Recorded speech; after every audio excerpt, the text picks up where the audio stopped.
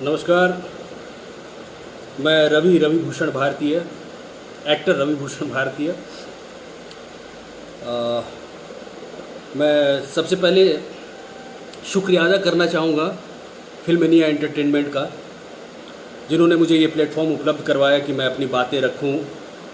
मैं जो है अपने दर्शकों से बातचीत करूं और उनके जो सवालात है एक्टिंग को लेकर के, मेरे कुछ प्रोजेक्ट्स को लेकर के, मेरे कुछ निजी सवालात जो भी हैं, फिल्म इंडस्ट्री से रिलेटेड कुछ भी सवाल, फिल्म विधा से रिलेटेड या थिएटर से रिलेटेड कोई भी सवाल आप मुझसे पूछ सकते हैं। मैं यहाँ पे मैं जवाब दूंगा। और सबसे पहले ऐसा है कि मैं उतना हो सकता है बहुत सारे लोगों के लिए मैं उतना फेमिलियर ना हूँ, लेकिन इसलिए एक छोटा सा इंट्रोडक्शन बनता है। मैं अपने आप को इंट्रोड्यूस कर दूँ दर्शकों से। मेरा नाम रवि भूषण भारती है, स्क्रीन नेम मेरा रवि शाह है और मैं पूर्णिया बिहार से बिलोंग करता हूँ। मुंबई में मैं एक प्रोफेशनल एक्टर के तौर पे काम कर रहा हूँ। पिछले तकरीबन 12-13 साल हो गए, मुझे 13 साल हो गए। मैंने अपनी एक्टिंग की जो शिक्षा दीक्षा है वो भारतीय film and television institute of India FTI Pune, जो इंडिया का बहुत ही प्रेस्टिजियस इंस्टीट्यूट है रिगार्डिंग फिल्म मेकिंग। इस लिहाज से मेरे जो वहाँ से सीनियर्स हैं, डैनी डोंग जप्पा साहब, विनोद खन्ना साहब, नसरुद्दीन शाह साहब और शत्रुघ्न सिन्हा साहब, रज़ा मुराद साहब, मिथुन चक्रवर्ती साहब, ये बहुत सारे नाम हैं, ओमपुरी साहब। तो मैं अपने आप को सौभाग्यशाली समझता हूँ कि मैं उस इंस्टीट्यूट से मैंने शिक्षा ग्रहण की है, उस इंस्टीट्यूट को भोगा है। जैसा कि मैंने पहले ही बताया दर्शकों को कि मैं पूर्णिया बिहार से बिलोंग करता हूँ और मेरी जो प्रारंभिक शिक्षा है वो जवाहर नवोदय विद्यालय पूर्णिया से हुई है। मैं जवाहर नवोदय विद्यालय फैमिली का एक मेंबर हूँ और इस बात का मुझे गर्व है। और देन मैंने अपना ग्रेजुएशन मास कॉम में किया है, माखनलाल चतुर्वेदी राष्ट्रीय पत्रकारिता विश्वविद्यालय भोपाल से। और इस लिहाज से मैंने ETV के लिए काफ़ी काम किया है। ETV मध्य प्रदेश के लिए, पंजाब केसरी में मैंने कुछ दिन काम किया एज अ सब एडिटर। जिन लोगों ने जमताड़ा वेब सीरीज़ देखी होगी मेरी, मैंने उसमें as a editor in chief Samay Ujala का रोल प्ले किया है।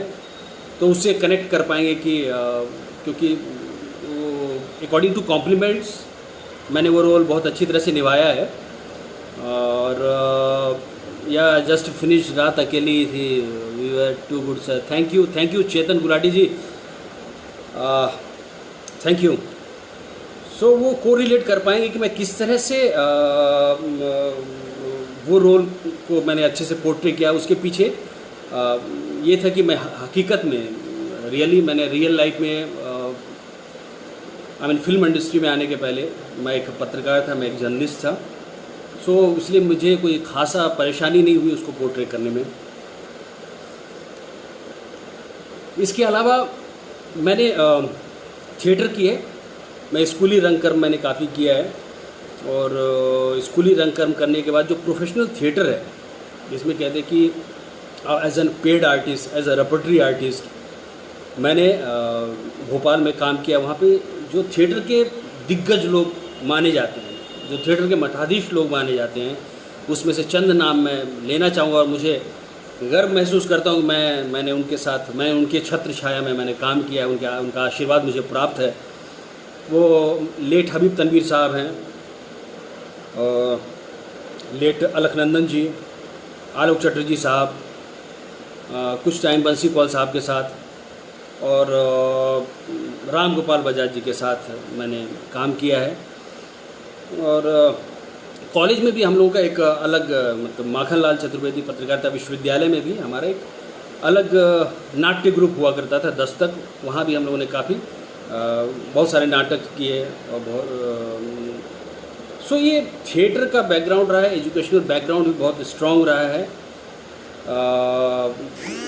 मेरे घर में मेरी जो बड़ी बहन है वो भी नवोदय विद्यालय से है, मेरा छोटा भाई भी नवोदय विद्यालय से है, मेरे घर में बड़े भाई साहब वो डॉक्टर हैं, मेरी माता जी शिक्षिका थी। तो इस लिहाज से जो पढ़ाई लिखाई का माहौल था वो अलग ही तरह का था। मतलब आई मीन किसी भी चीज़ में समझौता हो जाए, 2 रोटी कम खा लो बेटा, बट पढ़ाई, एजुकेशन इज़ मस्ट। अगर आपको लाइफ में कोई भी चेंजेस लाना है, आपको लाइफ में कुछ भी परिवर्तन लाना है, तो एजुकेशन के बिना नहीं हो सकता। तो एजुकेशन ही वो हथियार है जिससे हम अपनी ज़िंदगी की लड़ाई जीत सकते हैं। अंकित मिश्रा चंचल जी, हम भी एमसीयू में हैं सर और हमें गर्व है आप पर। जी जी बिल्कुल, आभार है आपका अंकित मिश्रा चंचल जी, जान के खुशी हुई।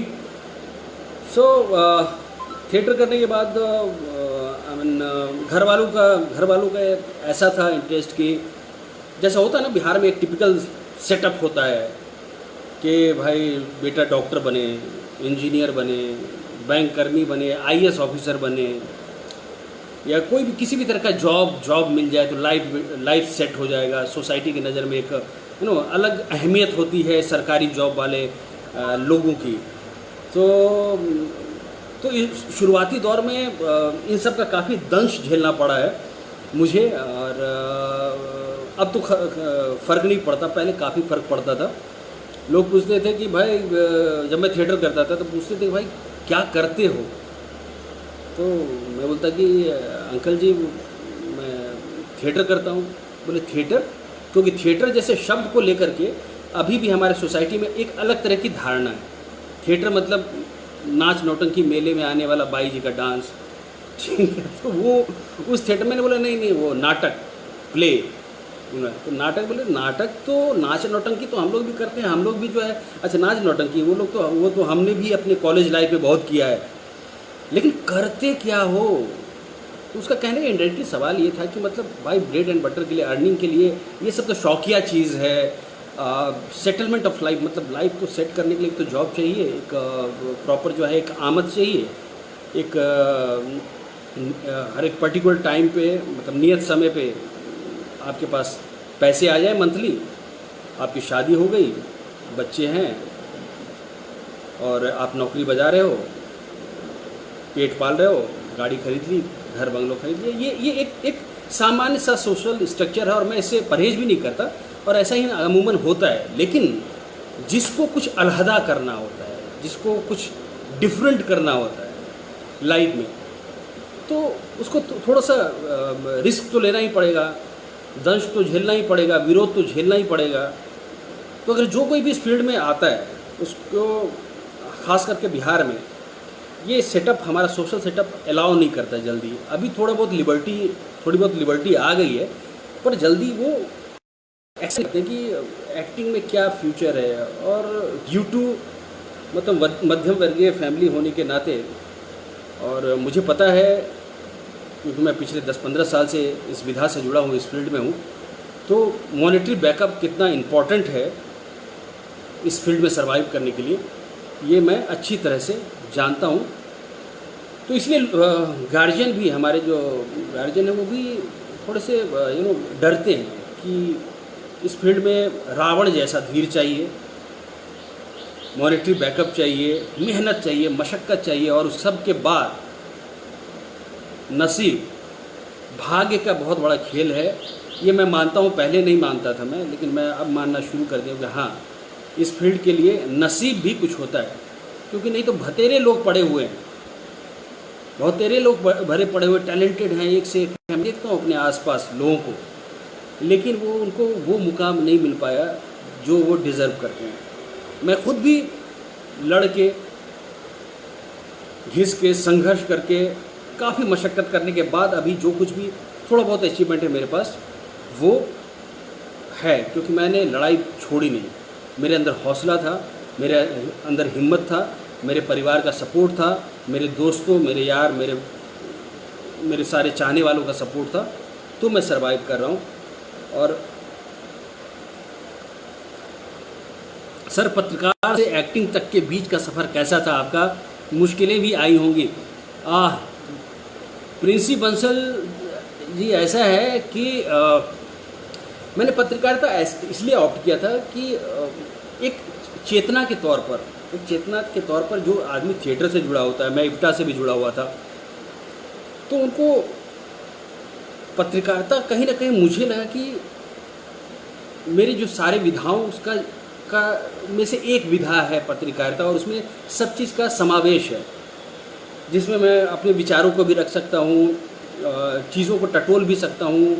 उसमें सब तरह का आर्ट समाहित है, उसमें लिटरेचर भी समाहित है, उसमें हर एक सब्जेक्ट समाहित है, और उसमें लिबर्टी है, आज़ादी है, अपनी बात आप मुखर होकर के प्रस्तुत कर सकते हो, इस बात की आज़ादी है।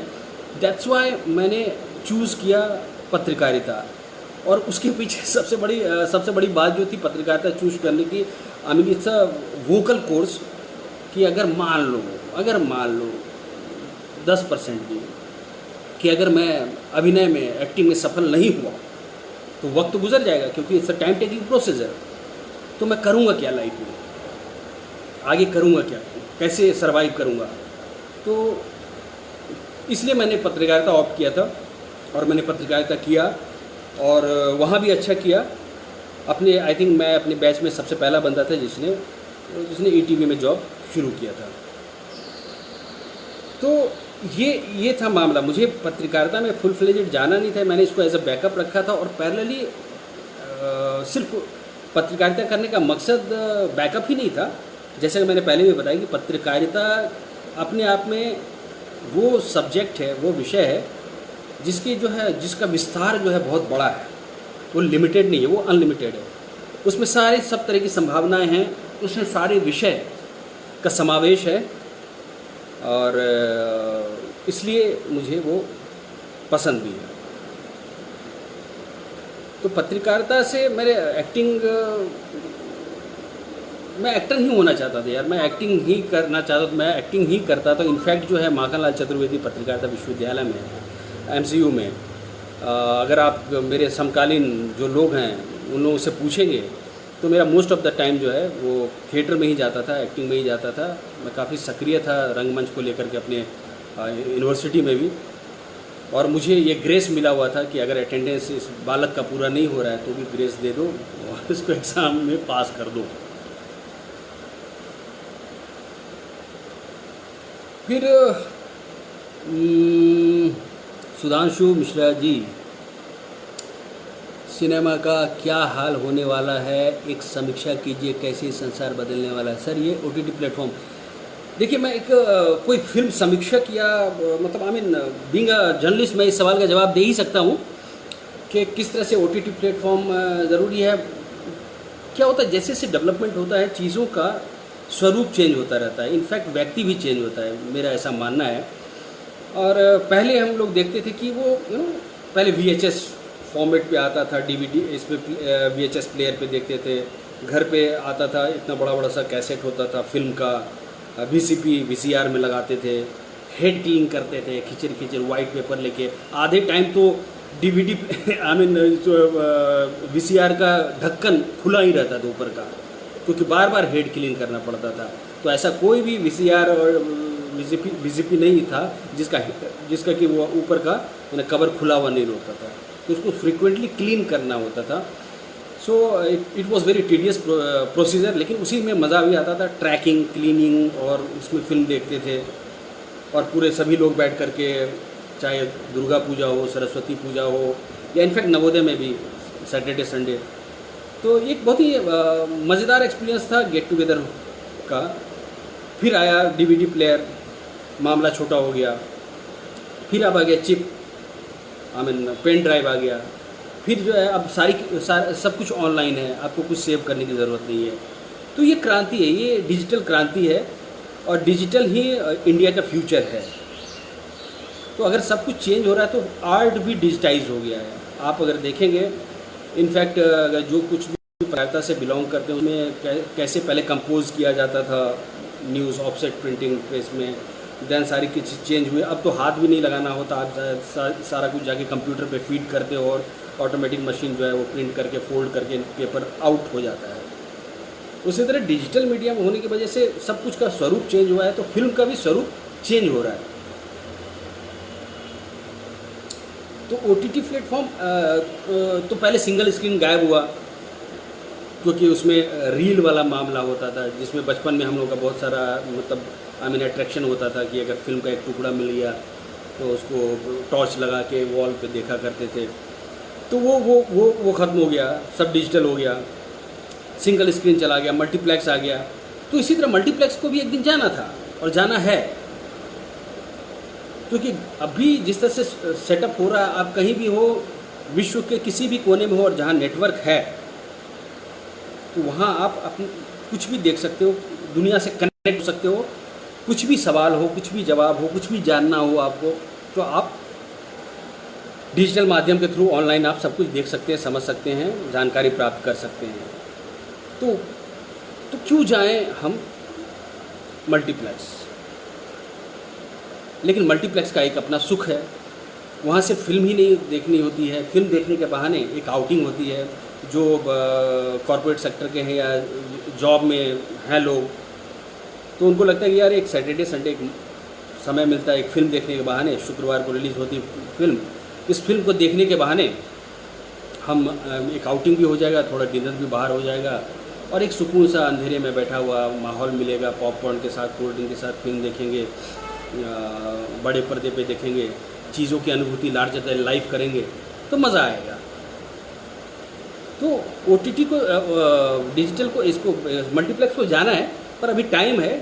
ये सिर्फ है कोरोना की वजह से, और कोरोना इम्पैक्ट है जिसकी वजह से ये सारी चीज़ें हैं। लेकिन हम कभी यकीन नहीं करते थे कि जो है वॉकमैन चला जाएगा, हम कभी यकीन नहीं करते थे कि LP प्लेयर चला जाएगा, कैसेट चला जाएगा, वो जब हम लोग टैप रिकॉर्डर में कैसेट लगा के गाना सुनते थे। तो ये भी दौर है, ये भी चला जाएगा, क्योंकि नथिंग इज़ परमानेंट, चीज़ें चेंज होनी है। इरफान सर के साथ काम के अनुभव और उससे जुड़ी हुई कोई ख़ास याद हो तो साझा कीजिए।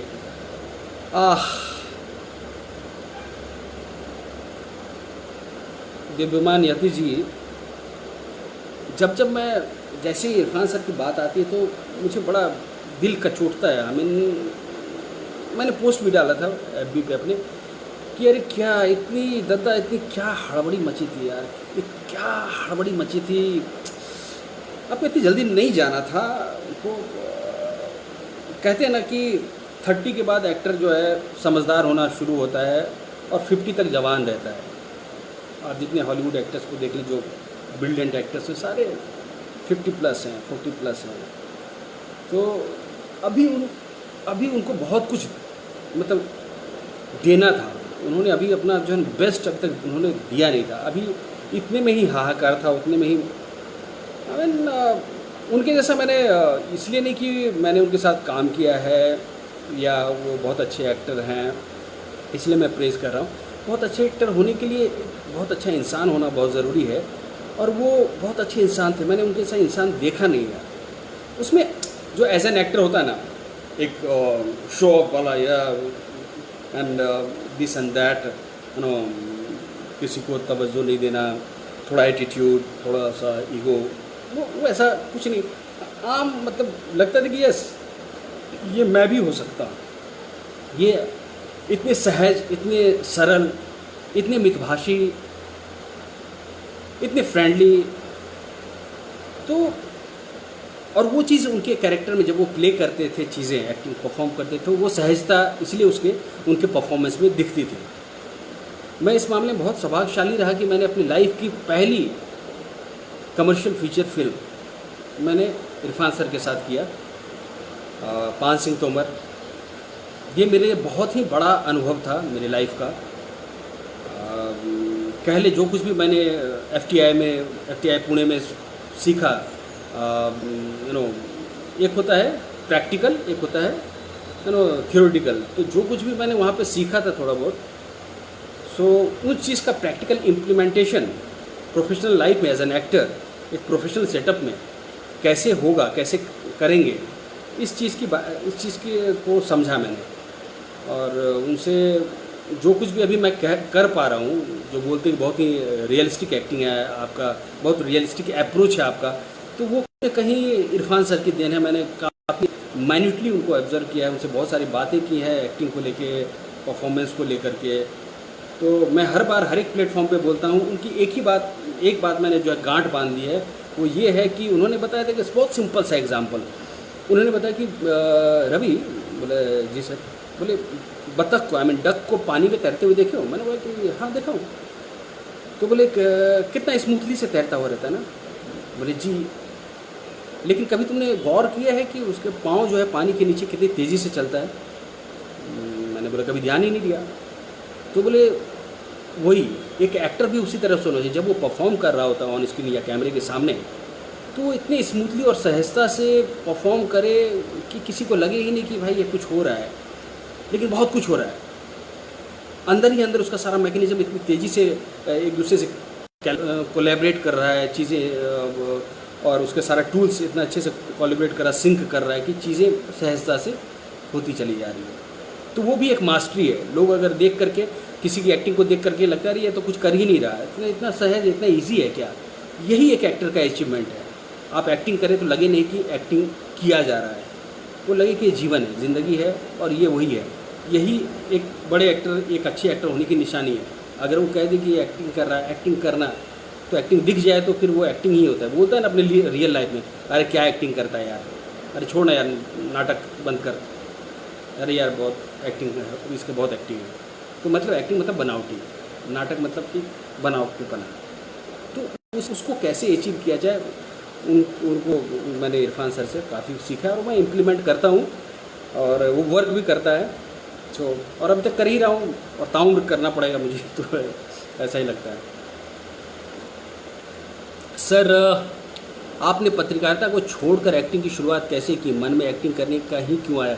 देखिए, मन में मुस्कान जी ऐसा है कि ये कभी मेरे मन में कभी कोई कन्फ्यूज़न ही नहीं था कि मुझे पत्रकारिता करनी है। मैंने पहले भी जवाब दे दिया है इसका कि मैं पत्रकारिता मैंने इसलिए चूज़ किया क्योंकि मुझे लगा कि अगर इन फ्यूचर अगर मैंने कुछ अच्छी तरह से अगर इसमें एक्सप्लोर नहीं कर पाया एक्टिंग में, तो मैं कैसे ज़िंदा रहूँगा। एक तो अर्निंग चाहिए, एक बैकअप तो चाहिए। सो दैट्स वाई मैंने इसको ऑप्ट किया है। नहीं तो मैं शुरू से क्लास 6 से, मेरे पाठी जानते होंगे, मेरे जानने वाले जानते होंगे, मैंने मेरे 6th स्टैंडर्ड में ही मैं क्लियर कट था कि मुझे एक्टर बनना है। Thank you.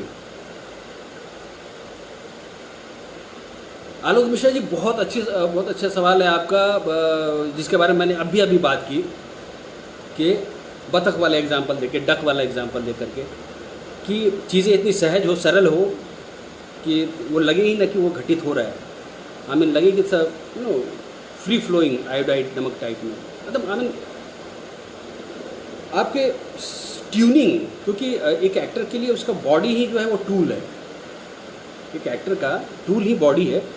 तो आपके और बॉडी में बहुत सारी चीज़ें हैं, जिसमें सबसे बड़ी चीज़ है कि आपका जो संवेदनशीलता है और आपके सेंसेस जो हैं, वो अगर उस पर आपके सेंसेस पे आपके कमांड है, बॉडी पे आपका कमांड है, आपकी संवेदनशीलता पर आपका कमांड है, और आप सेंसेबल हैं, मतलब समझदार हैं, प्रेजेंस ऑफ माइंड है आपके अंदर, तो आप चीज़ों को बहुत ही सहज तरीके से प्रस्तुत कर पाएंगे, ऐसा मेरा मानना है। और साथ में अनुभव तो चाहिए ही चाहिए।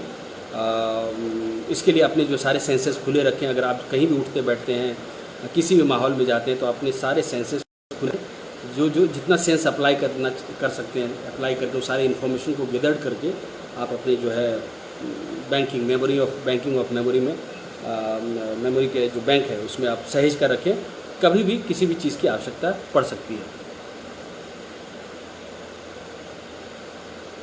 हाँ, FTI है। FTI एक्चुअली एक्टिंग का मक्का मदीना है, 2 ही है, एक NSD और एक FTI है। तो दोनों ही मेरा चहेता जगह है, जिसको मैं मानता हूँ कि वो मेरे लिए मंदिर है, मक्का मदीना है।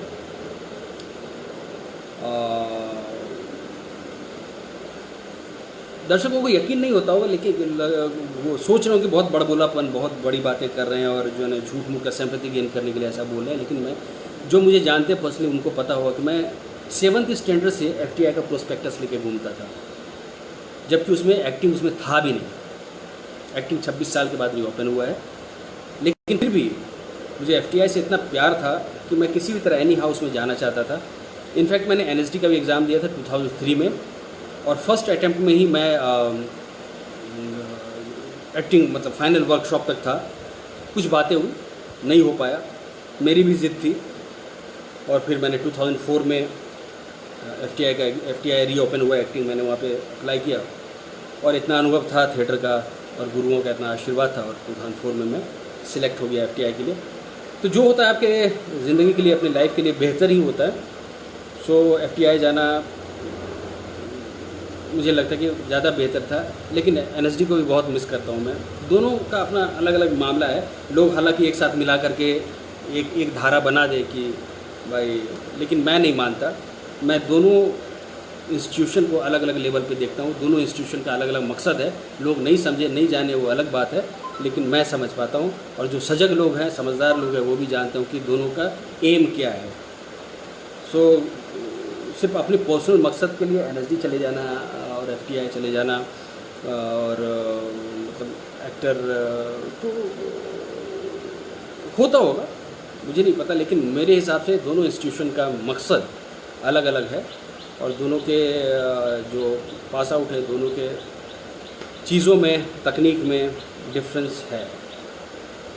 ठीक है, बहुत बारीक डिफरेंस है, लेकिन है।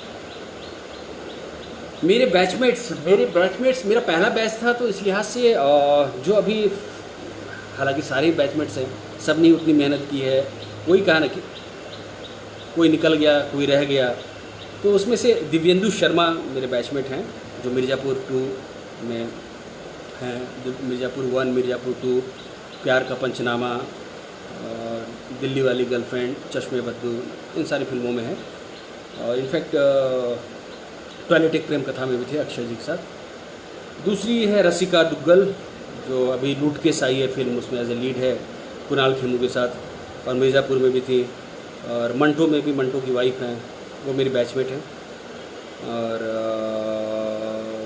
मैं हूँ, अनुराग सिन्हा हैं, अनुराग सिन्हा जो ब्लैक एंड वाइट में सुभाष घई जी ने डायरेक्ट किया था, मुक्ता आर्ट्स की फिल्म थी, उसमें अनिल कपूर साहब भी थे, उसमें लॉन्च हुआ था, वो भी अच्छा कर रहे हैं। हाँ, मुझसे जो जूनियर बैच है, उनसे काफ़ी लोग हैं, जिसमें सबसे बड़ा अभी जो है नाम है राज और विजय वर्मा, गोस्वामी, गौरव द्विवेदी, गौरव शर्मा, पीतोबास त्रिपाठी,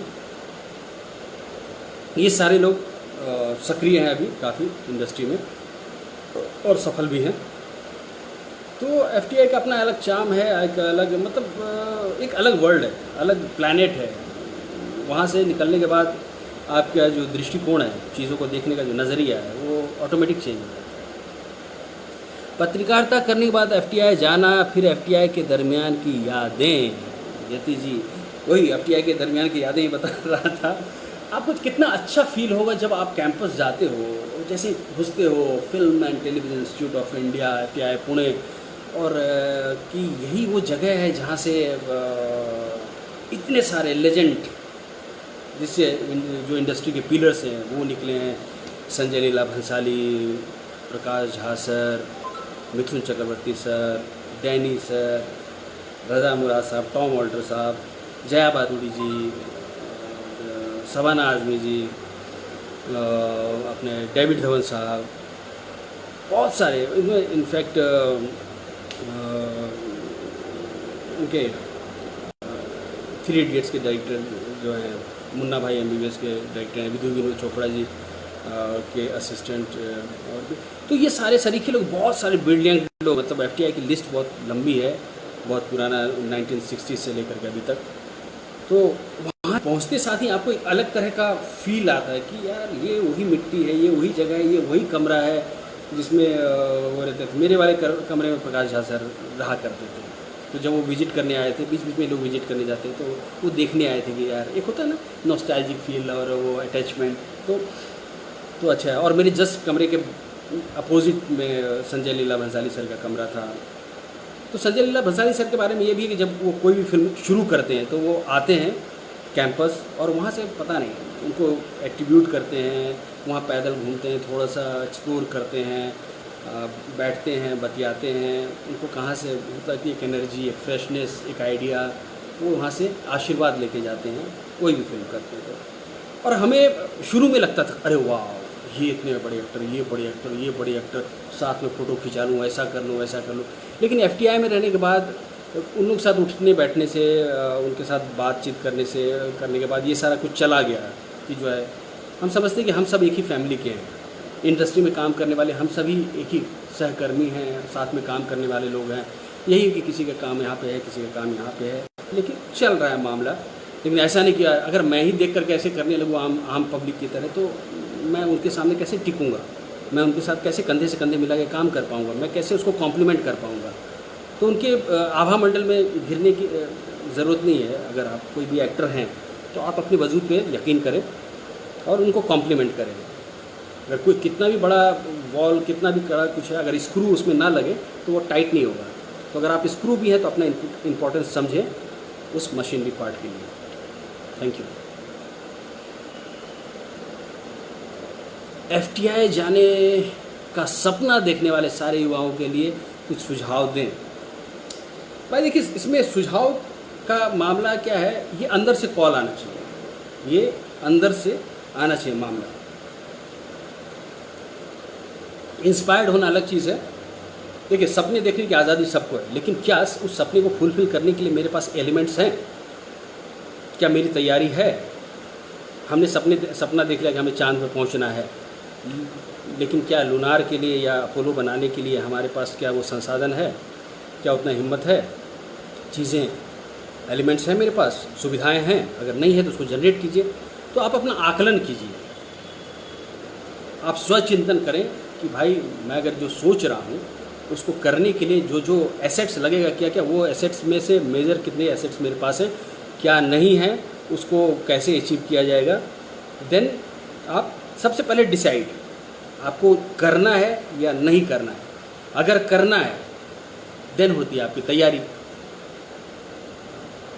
और एक बार डिसाइड कर लिया तो फिर इसमें सबसे बड़ी बात है, अगर इधर वाले लोगों के लिए मैं बात कर रहा हूँ कि या किसी भी फैमिली में, कि जैसे ही आप बोलते हो ना कि मुझे फिल्म में जाना है, एक्टिंग करना है, तो सबकी भौएं तन जाती है, थोड़ा सा शंका की नज़र से देखने लगते हैं, थोड़ा मन डोल जाता है।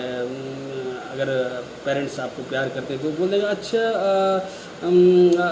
लेकिन वो अंदर से जल्दी चाहते नहीं कि वो बच्चा इस फील्ड में जाए, क्योंकि उनको दिखता है ना सामने बहुत मशक्क़त है भाई। लिटरली कह रहा हूँ मैं बहुत यहाँ से बोल रहा हूँ, इतना मशक्क़त है भाई यार, इतना मशक्क़त है, इतना दिमाग लगाना पड़ता है। क्राफ्ट के अलावा भी आर्ट तो लर्न कर लेते भाई। वो तो इरफान भाई ने भी बोला कि यहाँ पे काम जो है वो PR से ही मिलता है। PR मतलब पब्लिक रिलेशन, जनसंपर्क। तो आप कितने भी बड़े टैलेंटेड हैं, कितना भी टैलेंटेड हैं, आपको उसके अलावा भी और सारे स्किल्स आने चाहिए। तो FTI में जाने वाले जो लोगों के लिए मेरा यही कहना है कि भाई यार, दृढ़ निश्चय, विल पावर चाहिए। और आपको अपने घर से ही सबसे पहला विद्रोह आपको घर में करना पड़ेगा। अगर ठीक है, उनको कन्विंस करना पड़ेगा, अपने पेरेंट्स को करना पड़ेगा, अपने परिवार वालों को करना पड़ेगा, फिर विद्रोह करना पड़ेगा सोसाइटी से। फलाना क्या कहेंगे, ढिमकाना क्या कहेंगे, मौसा जी क्या कहेंगे, फूफा जी क्या कहेंगे, और वो क्या बोलेंगे, उनको तजना होगा। उनके बाद आकर के जो है फिर जाके कुछ हो सकता है। अगर इस चक्कर में पड़े रहें कि लोग क्या कहेंगे, होगा कि नहीं होगा, अगर ये दुविधा होगी, अगर मन में ऐसे शंका होगी, तो आप नहीं कर पाएंगे। और नहीं तो बाकायदा बेसिक थिएटर कीजिए, हवा में बात मत कीजिए, मेहनत कीजिए, घिसिए अपने आप को, हवा में बात मत कीजिए। कोई आपको लॉन्च करने के लिए नहीं बैठा है, आपको घिसना ही पड़ेगा। और थिएटर को मैं बहुत ही बेसिक शिष्टाचार मानता हूँ, और थिएटर आपको एक इंसान बनाता है। तो पहले बेहतर इंसान बने, फिर एक्टर बनने की सोचें। तो आप पहले बेहतर इंसान बनिए, थिएटर कीजिए, लिटरेचर पढ़िए, बड़े बुजुर्गों के सानिध्य में रहिए, और जो कहते हैं अपने अनुभव से उनको मानिए, और वक्त आने पर आप अप्लाई कीजिए। और सब कुछ है इन्फॉर्मेशन नेट पे, ftiindia.com पे या India in है, समथिंग लाइक। तो आप सर्च करेंगे, मिल जाएगा उस पर सारा इन्फॉर्मेशन, और आप अप्लाई कर सकते हैं। Thank you.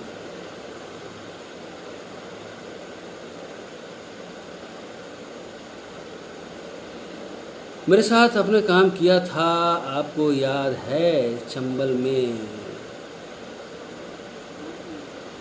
ओहो यशवीर बाबा, क्या हाल चाल है? पामा पामा पामा क्या विस्तार है सर, जसवीर चौधरी साहब, ठीक है। बहुत अच्छा काम था आपका, और मैं उम्मीद करता हूँ कि जल्द ही जो है उसका रिज़ल्ट पर्दे पे आए, क्योंकि मैं भी हूँ उसमें, तो मज़ा आएगा। यशवीर चौधरी साहब भाई हैं हमारे, उन्होंने याद रखा है, उनके लिए, इसके लिए उनका शुक्रिया। और ये खुद भी बहुत अच्छे उम्दा एक्टर हैं, NSD से हैं, और जल्दी मुलाकात होगी यशवीर भाई। सो ये मोटा मोटी अब जो है कुछ मैं बस आप लोगों से ये रिक्वेस्ट करूँगा कि आप लोग रात अकेली है देखिए, जो अभी 31 को रिलीज़ हुई है नेटफ्लिक्स पे। देखिए क्या किया है, जानिए समझिए और किस तरह का काम है, उसको देखिए, और अपने कमेंट्स, अपने रिव्यूज़ मुझे भेजिए, जैसे भी, जहाँ से भी आप जो है कनेक्ट हो सकते हैं। मैं फेसबुक पेज पे भी हूँ, रवि शाह के नाम से, सो RAVISAH, तो आप वहाँ मुझसे कनेक्ट हो सकते हैं। और नेटफ्लिक्स पे ही जमताड़ा है, जमताड़ा आप देखिए, वो भी अच्छा काम है। और एक बहुत ही उम्दा फिल्म है, जो अगर फिल्म के शौकीन आदमी लोग हैं, रसिया लोग हैं, जो आर्ट फिल्में पसंद करते हैं, कुछ पैरेलल फिल्में पसंद करते हैं, उनके लिए एक और फिल्म है मेरी नेटफ्लिक्स पे। वो इसलिए बता रहा हूँ कि अगर रात अकेली के चक्कर में अगर आपने सब्सक्राइब किया है नेटफ्लिक्स, तो लगे हाँ तो ये सब भी देख लीजिए। तो उसमें एक फ़िल्म है जो मुद्दे से रिलेटेड फिल्म है, जिसके बारे में मैं चर्चा कर रहा था, वो है लाइफ ऑफ एन आउटकास्ट, हाशिए के लोग। उसमें देखिए ये फिल्म कास्ट ऑपरेशन को लेकर के है, और जातिवाद को लेकर के, शिक्षा को लेकर है। तो ये आज के संदर्भ में, आज के लिहाज से बहुत ही ज़रूरी फिल्म है, आप लोगों को देखनी चाहिए। तो बस प्रयास जारी है, मैं इसको स्ट्रगल नहीं बोलता, स्ट्रगल या संघर्ष नहीं बोलता, क्योंकि संघर्ष तो सभी कर रहे हैं। हम पैदा ही हुए संघर्ष से,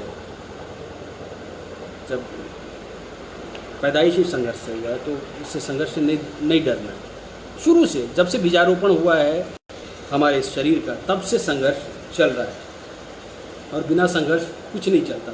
संघर्ष मतलब फ्रिक्शन, विदाउट फ्रिक्शन, जो फिजिक्स जानते हैं उनको पता, वो कुछ नहीं होता। आप ना पेन से पेपर पर लिख सकते हैं, ना गाड़ियाँ चलेगी, ना आप चल पाओगे। तो फ्रिक्शन, स्ट्रगल तो चाहिए चीज़ों को मूव करने के लिए। तो स्ट्रगल से नहीं डरने का है, संघर्ष से नहीं डरने का है। स्ट्रगल सुनते हैं तो बड़ा ऑड सा लगता है, हर एक फील्ड में, किस फील्ड में नहीं है बताइए? जो जहाँ पे है, एक बेसिक, मैं लोअर डेप्स कर रहा था, तलघर प्ले है, तलछट के नाम से भी, बजाज सर के डायरेक्शन में। तो पूरे प्ले में इससे मैंने दो बहुत इंपॉर्टेंट चीज़ सीखी। एक तो ये है कि इंसान पेट से कहीं ऊपर है, और दूसरा ये सीखा कि इंसान हमेशा जीता है अपनी ज़िंदगी को बेहतर बनाने के लिए। तो जब तक ये चाह रहेगी, और की चाह, और ज़िंदगी को बेहतर बनाने की कवायद रहेगी, तो नए चैलेंजेस आएंगे ही, और नए चैलेंजेस को रिजॉल्व करना ही जीवन का बहाव है। तो उसी बहाव को अचीव करने का कि इस सारे प्रक्रिया को हम स्ट्रगल कह देते हैं, जो कि अमूमन सबके लाइफ का है। उनका नहीं दिखता, हम ग्लैमर वाले हैं, लाइमलाइट वाले हैं, हमारा दिखता है कि अरे उस फिल्म में दिखे थे, उसके बाद नहीं दिखे। वहाँ कोई नहीं पूछता कि यार वो उस ऑफिस में गए थे, आज इतने दिनों बाद नहीं गए, क्योंकि अपना अपना दायरा है। तो हमारा संघर्ष दिख जाता है, और उनका संघर्ष नहीं दिखता है। लेकिन फिर अगर मैं कंपेयर करूँ कभी, तो हमारे एक दिन का मेहनताना जितने संघर्ष के बाद, उनके एक महीने के सैलरी के बराबर होता है। तो अगर 29 दिन के स्ट्रगल के बाद अगर एक दिन का भी काम मिलता है, तो हमने उनके महीने भर की बराबरी कर ली। सो ये संघर्ष नहीं है, हमारा काम संघर्ष नहीं है, काम को पाना संघर्ष है। इस क्राफ्ट को सीखना और मांझते रहना, अपडेट करते रहना। आप किसी भी और विधा में चले जाइए, उसमें एक बार आपने एग्ज़ाम दिया, क्वालिफाई किए और सेट हो गए, जॉब आपने कंटिन्यू कर दिया, तो उसमें अपडेटिंग, ज़्यादा अपडेट की ज़रूरत नहीं होती है। लेकिन हमारे फील्ड में क्या होता है कि हर एक डे, हर एक दिन, हर एक टेक में, हर एक प्रोजेक्ट में अपने आप को प्रूफ करना पड़ता है और अपडेट करना पड़ता है अपने आप को। सो ये सारे चैलेंजेस हैं, इसलिए सारे आँख पाँख, सारे सेंसेस खुले रखने पड़ते हैं। मैंने आपकी रात अकेली फिल्म देखी, आपका काम बहुत अच्छा है, वेल डन, थैंक यू विशाल भाई, विशाल साथी जी। थिएटर के बिना किसी एक्टर को अस्तित्व नहीं है। बहुत सही कह रहे हैं यशस्वी भाई, यशस्वी चौधरी साहब, यशवीर भाई बहुत सही बात कह रहे हैं। ये बेसिक गुरुकुल पद्धति है यार। किसी भी आर्ट फॉर्म को सीखने के लिए आप देखो ना, संगीत को सीखो, घराना है, गुरु शिष्य परंपरा है। कथक सीखो, नृत्य सीखो, गुरु शिष्य परंपरा है। पेंटिंग सीखो, गुरु शिष्य परंपरा है। उसी तरह एक्टिंग भी जो है वो गुरु शिष्य परंपरा है। और इसका एक्टिंग का जो मूलभूत है, जो माँ बाप है, वो थिएटर है। और थिएटर में भी गुरुकुल पद्धति है, गुरु शिष्य परंपरा है। तो मुझे लगता है कि जो कोई भी, जिनका भी एक्टिंग की तरफ रुझान है, जो चाहते हैं एक्टिंग को एज ए प्रोफेशन ऑप्ट करना, तो मैं उनसे रिक्वेस्ट करूँगा, भाई हवा में बातें मत करो प्लीज़। आप एक प्रोसीजर से जाओ, हर एक चीज़ प्रोसीजर है। रोटी बनाने से लेकर के हर एक चीज़ का प्रोसीजर है। आपको लगता है रोटी बनाना आसान है या कुछ भी, कोई भी काम, हर एक चीज़ का प्रोसीजर है। कितना आटा लेना है, कितना लोई बनाना है, कितना पानी डालना है, कितना गीला होगा, कितना ज़्यादा टाइट रहेगा, कितने लोग हैं उसके हिसाब से आटा कितना जाता है, कितना प्रेशर डालेंगे, किस तरह से करेंगे वो गोल होगा, कितने टाइम पे तवा पे रोटी पलटना है, कितने टाइम पे उसको फुलाना है कि वो जल ना जाए। तो हर एक स्टेज का प्रोसीजर है। आप कहेंगे उठा गया है और आपने थ्योरी में सीख लिया कि रोटी तो ऐसे बनता है, प्रोसीजर सबको मालूम होता है। अगर मैं उसको बोलूँ कि बनाओ, तो हाथ पाँव फूल जाएंगे, रोटी जल जाएगी, आड़ा तिरछा हो जाएगा, नक्शा बन जाएगा, गीला हो जाएगा आटा। तो किसी चीज़ को का इन्फॉर्मेशन, किसी चीज़ को जानना और उसको समझकर करना, ये दोनों डिफरेंट है। तो सबको एक्टिंग के बारे में कमोबेश सभी जानते हैं, इस क्राफ्ट को सभी जानते हैं, लेकिन उस क्राफ्ट को जानना और समझना और समझकर उसको करना, ये अलग है। आपको दसना पड़ेगा, घुसना पड़ेगा, भोगना पड़ेगा, समझना पड़ेगा, आपको टेस्ट करना पड़ेगा बार बार। जैसे अभी कोविड-19 के लिए, कोरोना के लिए वैक्सीन का टेस्टिंग चल रहा है ना, बार बार टेस्ट करना पड़ेगा, हर एक लेवल पे टेस्ट करना पड़ेगा, तब जाके फाइनली वो वैक्सीन एज एन एक्टर वो आपको पता चलेगा हाँ ये वर्क करता है। तो ये प्रक्रिया है टेस्ट, ट्रायल एंड एरर का। और उसमें करता भी आप ही हो और आप ही पे किया भी जाना, गिनी पिग भी आप ही हो। तो सब आप ही हो और सब आप ही के हाथ में है और सभी आप ही को करना है। तो आप करो, आप स्वतंत्र हो, आप करो।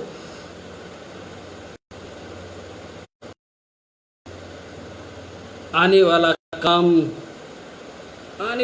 देखिए, आने वाले काम में 2-3 काम है जिसके बारे में मैं जिक्र करूंगा, जिसमें से एक काम है स्प्रिंग थंडर। एक बहुत ही ज़रूरी फिल्म है अभी के समय के लिहाज से, बहुत ज़रूरी फिल्म है। It's all about mining mafia and tribal rehabilitation, land acquisition. तो ये जो जनजाति है, आदिवासी लोग हैं, जिनसे उनका पुश्तैनी ज़मीन, उनकी माँ उसे छीनी जा रही है, उसका ज़मीन उसे छीना जा रहा है। क्यों छीना जा रहा है? क्योंकि वहाँ पे माइंस है, वहाँ पे उसकी खुदाई होनी है। और तो ये जो माफिया लोग हैं जो वहाँ पे माइनिंग करना चाहते हैं, जो खुदाई करके उसको विस्थापित कर देना चाहते हैं और प्रकृति के साथ छेड़छाड़ करना चाहते हैं, तो ये प्रकृति के पुत्र, ये जो आदिवासी जनजाति लोग हैं, उनके खिलाफ़ एक बड़ा सा मुहिम छेड़ते हैं, उनसे साथ पंगा लेते हैं, आंदोलन करते हैं। तो इसी संघर्ष की कहानी है स्प्रिंग थंडर, जिसमें मैं एज अ प्रोटैगनिस्ट मुख्य किरदार के तौर पे हूँ। इनका आदिवासियों का फरमाबरदार, उनका परचम धारक। और फिल्म बहुत ही उम्दा बनी है और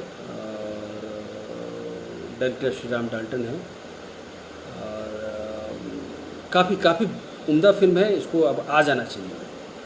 देखिए, आती है फिल्म तो आप लोग देखिए, बहुत ही इम्पोर्टेंट फिल्म है। दूसरी फिल्म है मूसो, वो भी अच्छी फिल्म है। यशपाल शर्मा जी, अनुपम श्याम जी, विजयन काला जी, इश्तियाक भाई, रवि गोसाई, मैं, ये सारे लोग हैं उसमें, वो भी अच्छी फिल्म है। एक फिल्म और है ताबीर, जिसमें प्रसेनजीत दा मुंबा दा, अगर लोगों को पता हो, कोलकाता के, मतलब बॉन्ग इंडस्ट्री के अमिताभ माने जाते हैं, लेट विश्वजीत जी के लड़के हैं, एक्टर विश्वजीत। और नीरज कवि जी हैं, मैं हूँ, और भी FTI से 1-2 मित्र हैं हमारे, आकाश, विकास शुक्ला, ये लोग हैं। और वो भी बहुत अच्छी फिल्म है, बॉर्डर को लेकर के, युद्ध को लेकर, एक्चुअली वॉर को लेकर के। तो वॉर जो है किसी चीज़ का सोल्यूशन नहीं है, मरते आदमी ही भी है उधर, इधर भी आदमी ही मरते, मतलब तो ये मानवता का कत्ल है, वॉर नहीं होना चाहिए। हाँ, जब अगर कोई आप पे अटैक करे तो डिफेंस के लिए आप तैयार हैं, तो ये बात है। ये सारी फिल्में हैं मोटा मोटी, कहने के तो और भी बहुत सारी फिल्में हैं, लेकिन जो मुझे इम्पोर्टेंट लग रही है वो ये फिल्में हैं। कोई वेब सीरीज़ भी कर रहे हैं, वेब सीरीज़ में अनऑफिशियली बता रहा हूँ कि जमताड़ा का सीज़न 2 प्लान है, और जैसे ये कोरोना काल ख़त्म होता है हम लोग शूट पे निकलेंगे। उसके अलावा एक और वेब सीरीज़ प्लान है जो मैं शूट करूँगा जयपुर में, टोंक में, जयपुर राजस्थान में, टोंक में कहीं शूट करूँगा। और 1-2 तो आजकल में ही आया है, उस पर डिसाइड करना भी बाकी है कि उसका क्या करना है। Sir, I have a crime based story how to approach to you to work with you. तो रोहित भट्ट जी, आप किस फॉर्म में आना चाहते हैं? अगर आपने सिर्फ राइट किया है, मुझसे क्या चाहते हैं? मैं तो भाई, मैं अगर कोई भी मुझसे मदद मांगता है तो मैं एज एन एक्टर ही मदद दे सकता हूँ, क्योंकि वही मेरे कंट्रोल में है। बाद बाकी चीज़ें मेरे कंट्रोल में टू ही फ्रैंक नहीं है, बहुत मगजमारी होती है यार। मैं एक ही चीज़ कंट्रोल कर लूँ जो अपनी चीज़ है, तो वही काफ़ी है मेरे लिए। बाद बाकी चीज़ें मेरे माथा नहीं होती, तो झूठा आश्वासन देने का कोई मतलब नहीं है। Thank you.